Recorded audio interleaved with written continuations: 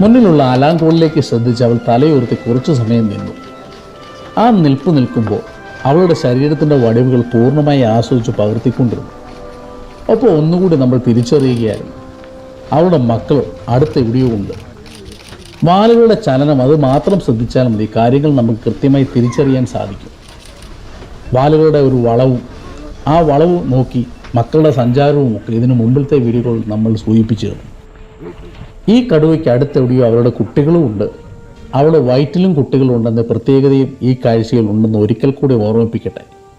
മുന്നിൽ ഗർഭിണിയായ കടുവ, വളർച്ചയെത്തിയ മക്കളുടെ ചുറ്റുവട്ടത്ത് തന്നെ ആ അമ്മയുടെ സാന്നിധ്യവുമുണ്ട്. ഈ യാത്രയിലെ പുതിയ അറിവായി മാറിയത്. സാധാരണ കണ്ടുവരുന്ന മക്കളെ കൂടുതൽ അകറ്റിയതിന് ശേഷം മാത്രമാണ് അടുത്ത മീറ്റിങ്ങിന് ഇവ ഒരുങ്ങുകയുള്ളൂ. ഇത്തവണയും കള്ളിക് മെയിൽ തന്നെയാവും ഇവരുടെ മീറ്റിംഗ് പേർ.